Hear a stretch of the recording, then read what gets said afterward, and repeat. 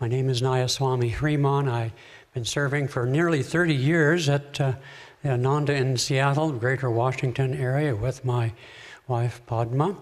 And our topic today is meditation tools for upliftment. Yesterday, Padma and I met with our old friends. They're both old friends and old friends. Prem Shanti and Om Prakash, who at different times in their lives served in Seattle for a number of years. And Prem Shanti gained the reputation for, it took her some years, she reported, but she came up with a phrase by which she could respond to the fertile brain of her husband and his unceasing flow of ideas. She would say to him, "Om Prakash, some of your ideas are better than others." You know, our beliefs, as Master would put it, won't save us. And we have all the ideas we need, don't we? There's not one global problem or one personal problem that there isn't a solution for. As Yogananda is well often quoted, there are no obstacles, only opportunities. What we need is something of a greater idea, the greater idea of who we are and where we've come from and where we're going to. And so in our meditation teacher training in Seattle, we give out, we have two pieces of advice. One is the great mantra that Swami Kriyananda taught us. It's 3 words: I don't know. Because meditation teachers, when they're new, are probably in the greatest fear of being asked questions about esoteric matters of the chakras and this kind of thing. And the other counsel we like to give is, don't forget to meditate when you teach a class. You know, it's easier to talk than to meditate. And to talk about meditation is easier than to actually meditate. In the years where Swami Kriyananda would do all the classes for Spiritual Renewal Week, he would always give a class on how to meditate. And sort of by contrast to the talking versus meditating, his talks were so inspirational and so full of interesting tidbits of one sort or another that the talk was itself the motivation to meditate. But meditation's actually not that complicated. So in an hour and a half talk or longer, he maybe would get to watching the breath in the last 5 or 10 or 15 minutes. It isn't that complicated. But yet we resist. The soul loves to meditate, but the other guy, the ego that's been talked about this week, seems to have a resistance to it. You know, we can huff and puff and pranayama our way through our meditation practices, and then when we get to what we call in our training the 3rd stage of meditation, which is when we drop all the activity and try to enter the state of being, sometimes that's a little short. And we're encouraged, of course, to deepen that. It's the hardest part of meditation, because the techniques themselves aren't that complicated. And yet we do resist. In my training, maybe hundreds of students over nearly 30 years, occasionally a student would say, in respect to a description of the 3 stages of meditation, "Oh, I just love sitting in the silence." But, you know, you have to be careful about that, because what it felt to me is what they loved was being me and just being themselves. And so much of meditation that is taught out there, you know, when Swami Kriyananda, 30 years after The Art and Science of Raja Yoga, which is an incredible book. I mean, I taught it for decades, and now Murli Venkatrao has taken over that. And all of us who have taught from it, I mean, there are sentences in that book that you could meditate on. One of them, I'm not going to talk about it, but I've meditated on, so to speak, is his definition of Kundalini. He said, Kundalini is the entrenched vitality of our mortal delusion. Because you see, in my meditation teacher training and when Padma does her spiritual counseling, you know, there's a lot of books over there that have picked up the mystique of Kundalini and made a big thing about it. But as Master said, every time we have a kind thought, Kundalini stirs and awakens. It's not that complicated. But as we also say in our training, you have to want to meditate. And that's an important point because it gets to the motivation. You know, when Master described, I think in Los Angeles, perhaps it was Davy, made this quote, which I often have done myself, when he had an experience in cosmic consciousness, he came out of it saying, I cognize the center of the Empyrean as a point of intuitive perception in my own heart. And in the essence of the Bhagavad Gita, Swamiji says that the divine self resides here. The ego here, the enlightened ego here. And so our practice of meditation is to transcend all, yogas chitta vritti nirod, is to transcend all movement. And yet, as Krishna says, you cannot achieve that actionless state without taking action. You know, in our path, you know, all the elements of practice are there, but I've found it helpful in my motivation and my understanding of meditation to see the self-realization techniques, Kriya and so forth, as a form of karma yoga. Of course, we need devotion. Of course, we need right understanding and intention. Yes, of course. But, you know, in 1975, when I visited Tiruvannamalai to Ramana Maharshi's ashram, which Murli and I visited again just 2 years ago, I was quite taken in my early stages before the autobiography. I read Paul Brunton's book, A Search in Secret India, and I was quite taken by what is sometimes called the path of Jnana Yoga, what he called the practice of self-inquiry. But you know, Ramana Maharshi didn't give any techniques.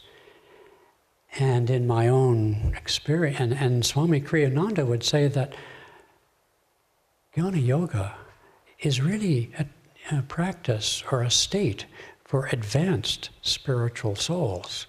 And if you ever sit there and ask, who am I don't know about you, but it really doesn't take you very deep or very far. And it's the energy, it's the prana. I love that song by Swami Sri Yukteswar. Let pranayam be thy religion. Pranayam will give thee salvation. Our path is a path of pranayam.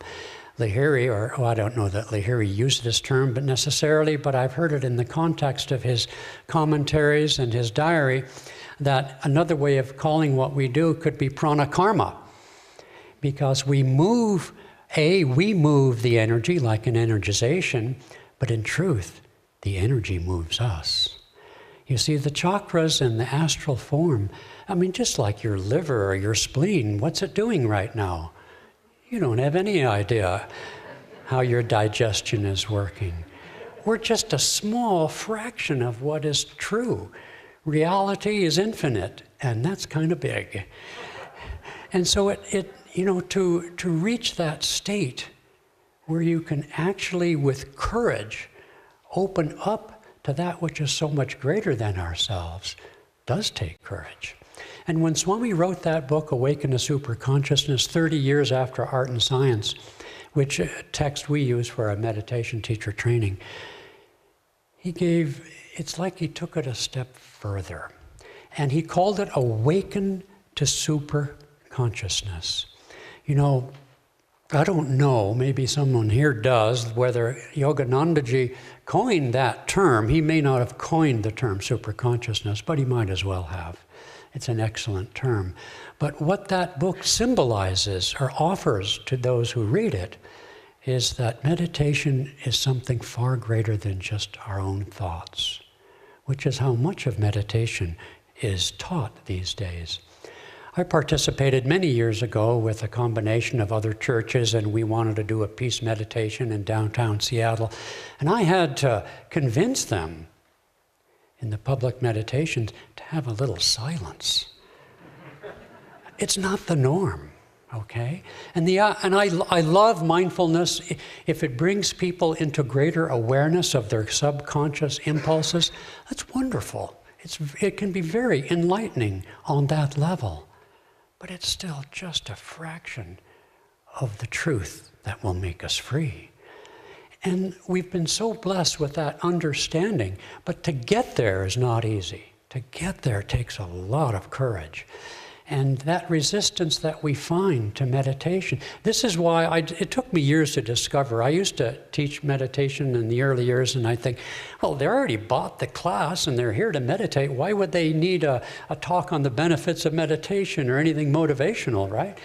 Well, hey, every one of us, every day, needs to remind ourselves why we want to meditate. And so the why of things is actually very, very important. And as I say, you have to want transcendence, not just to huff and puff, not just to have a lovely visualization, not just to learn more about yourself, watch those silly thoughts that you're not going to remember 2 seconds afterwards. We actually have to want to be still and know.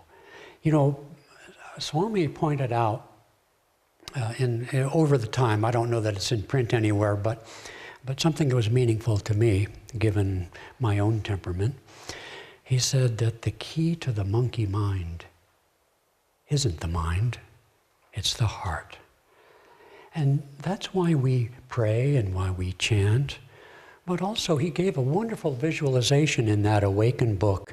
It's be a spiritual archaeologist. And I use it often because, you know, most of the time, I mean, nowadays everyone talks about anxiety and everyone's busy, busy, busy. The business of America is busyness. How are you doing? Are you busy? I mean, who cares? I mean, is it difficult to be busy in this culture? I don't think so. And so it says, be a spiritual archaeologist and dive deep. I think his reference was his experience in Capernaum in the Holy Land. He said, I dive down to the layers of culture into the living presence of Christ. And he used that experience to give this guided visualization, to drill deep down, step by step, past the outer layers of anxiety, of fears, of desires, you know, the junk, the stuff, and go down. And to do that at the beginning of your meditation, in addition to a prayer, and if you chant, in addition to a chant. Because you're bringing the prana, you're bringing the energy of yourself in. Bring it in through the door of the heart. I think that's one reason, at least I'm going to say it's one reason, that Swami would always chant, door of my heart.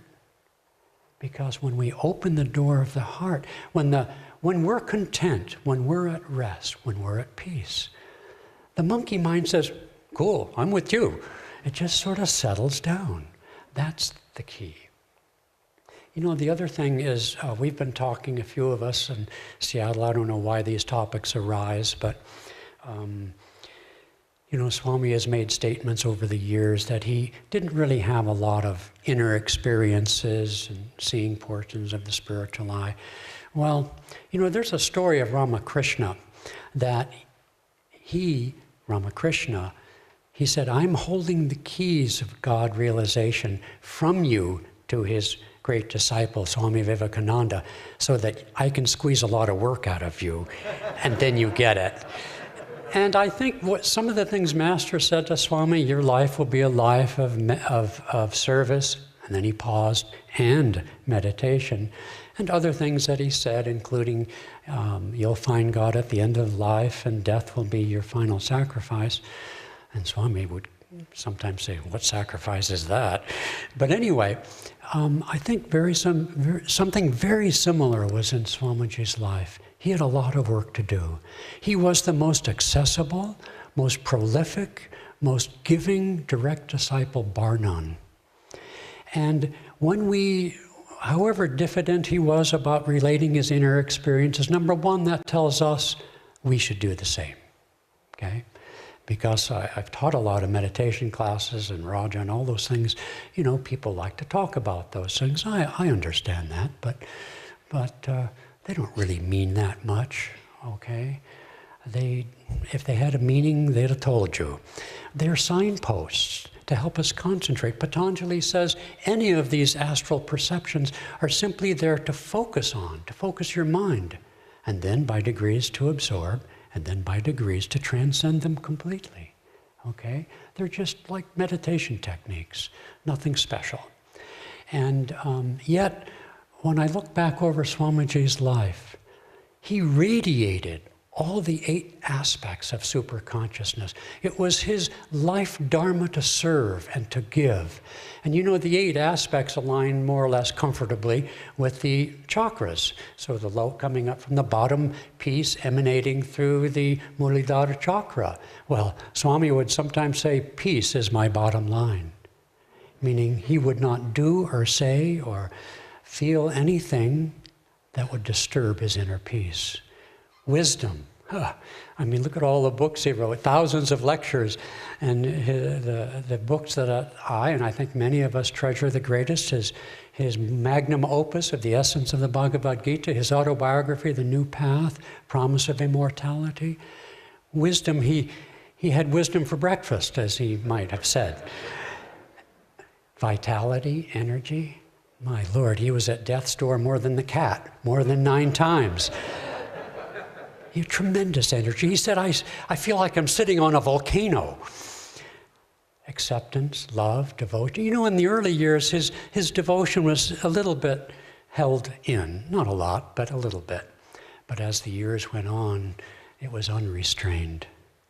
Calmness, my goodness, under intense persecution, intense all sorts of things, he radiated goodwill and connection, deep calmness.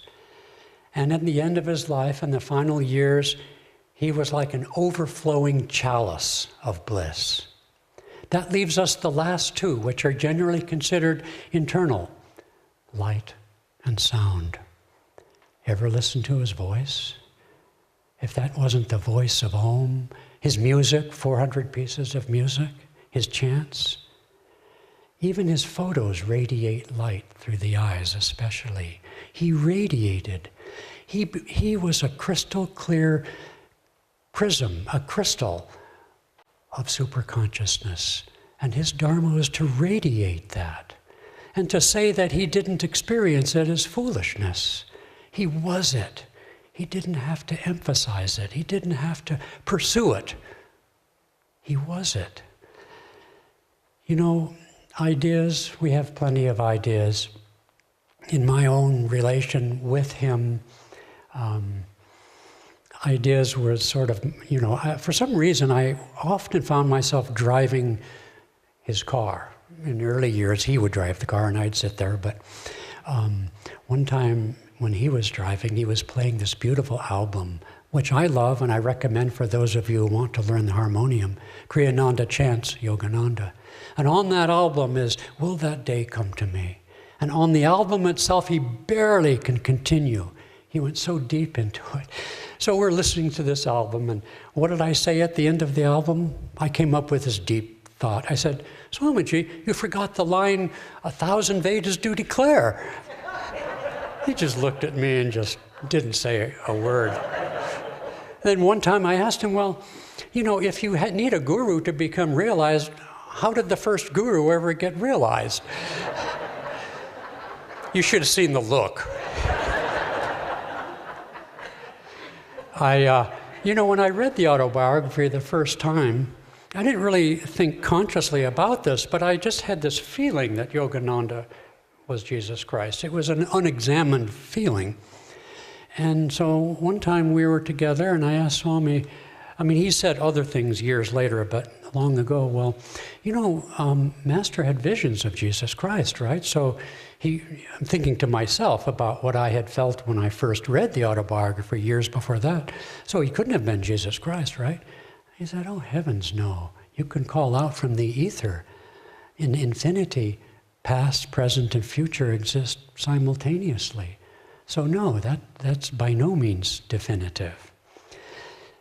One time he was writing, I think it was his Revelations of Christ, because he commonly would send out drafts of his chapters on books to a group of us. And One time he did a reading on, it's a beautiful story. It's very short in St. John's Gospel, chapter 9. It's the story of the blind man along the road and, you know, oh, Master, why is this man born blind because of his parents or whatever? And it was an opportunity, one of several that Jesus had, to remark on, reject, or accept reincarnation, which he's managed once again to sidestep. So we were emailing back and forth on that chapter, and I don't recall exactly, but I took exception to something, or at least had a different point of view to whatever Swami had written. And we went back and forth and ended up in a stalemate. So on his next visit to Seattle, we're sitting there in the car, and this time I'm driving and he's sitting. And so because it was unresolved, I knew I needed to do something. So I said, well, I guess I was kind of a pill, huh, sir? And he said, yes, you were kind of a pill. And so, okay. And, you know, it really doesn't matter because Master left a lot of things unsaid.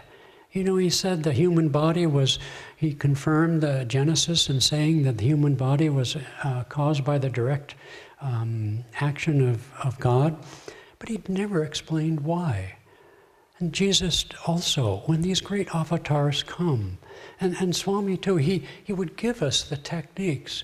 He didn't really say a whole lot about it. Nowadays we say a lot, you know, and people seem to need that, and it's perfectly fine. I guess it's our job to explore these things. But nonetheless, when you get right down to it, we have to understand that our mind asks these questions, and it's perfectly fine. But don't stop there. That's really my point. You know, Hong Sau gives to us the point of concentration at the spiritual eye, like Yondev talked about. You know, there's some very interesting aspects about how the brain works. Again, things are being discovered. I think energization someday will be subjected to scientific studies and will be proven to be the exercise of the future, as in fact Master said it would be. No need for dumbbells, you know. And so there is a lot yet to be done on the path. And when, you know, Swamiji was told that his life's work to lecture and write, and he said to Master, well, haven't you written everything? Well, Master was shocked that he would even say such a thing. So we do have a great work to do in the exploration of the science of meditation. But in that exploration, sometimes I fear we're going to forget to meditate, because it's so much more interesting to talk about it. Here I am talking about it. But with Hong Sau and Om, a slow starter, a big finisher, Swamiji would say, I find that has been true of all the techniques. It's all about tuning into energy, first controlling it, and then realizing that we don't control it, and then letting it go. The process is not complicated. But you have to actually want it. You have to actually want to transcend your own thoughts, your own fears and desires, your own little personality. And over the years, you begin to realize how superficial and useless are our opinions. My friend Nayaswami Jamuna once long ago, many, many decades ago, I remember her saying that you're not really on the spiritual path till you decide your opinions are not worth that much.